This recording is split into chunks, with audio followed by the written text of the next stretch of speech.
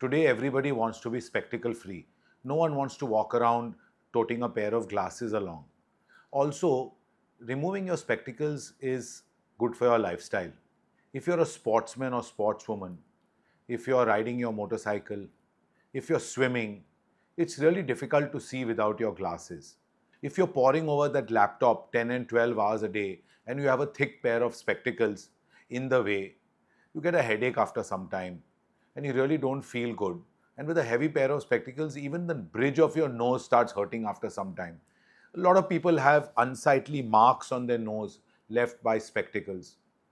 In the earlier days, many people were happy with contact lenses, but the problem with contact lenses is that over a few years, the cornea or the clear front window of the eye, deprived of oxygen, gets irritated, and then basically you can't wear contact lenses anymore.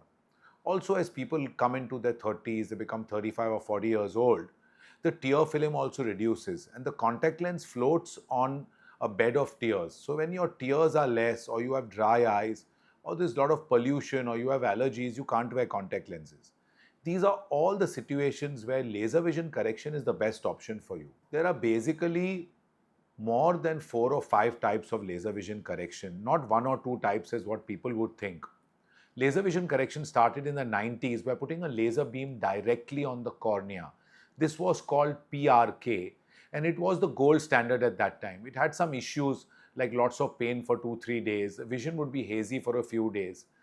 The minute a smart doctor realized that he could cut a flap or a layer on the surface of the eye, lift the layer or flap, and then do the laser vision correction underneath, vision recovered nearly instantly in a day.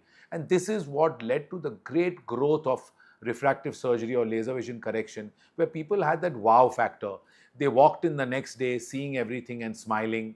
And this is what led to the LASIK boom. After a few years, we realized that cutting a flap on the surface of the eye wasn't really the ideal situation, because you've cut lots of corneal nerves and you potentially destabilize the eye.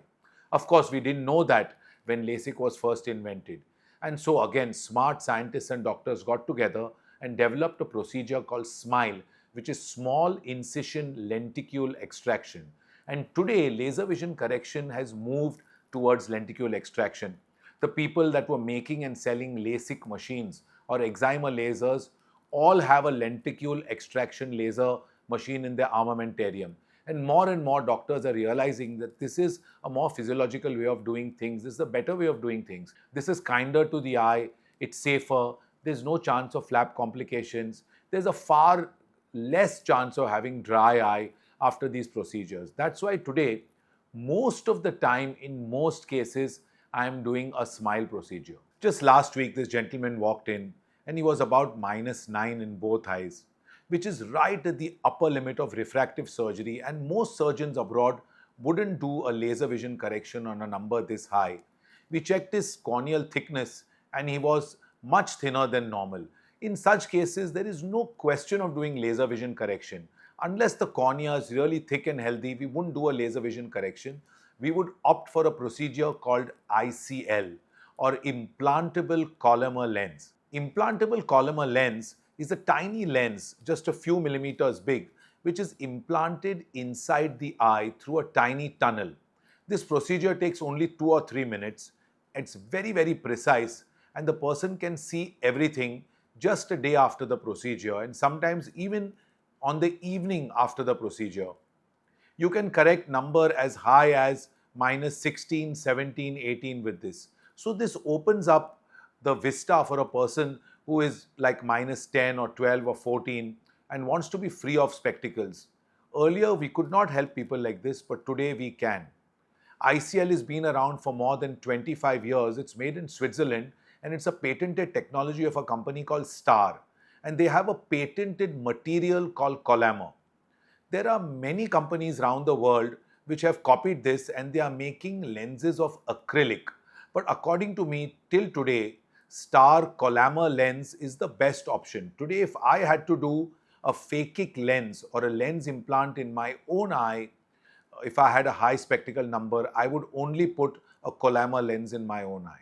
We would think that laser vision correction would potentially recover faster than a lens in the eye, but it's absolutely not true. if done perfectly, if the lens is sized perfectly and the power is calculated perfectly, within a day, the person will have vision as good as laser vision correction, if not better. There are many studies showing that the quality of vision after ICL, especially for powers over -5 or 6, is actually much better than laser vision correction. So worldwide, over a certain number like -6 or -7, many surgeons will directly put an ICL and will not opt for laser vision correction.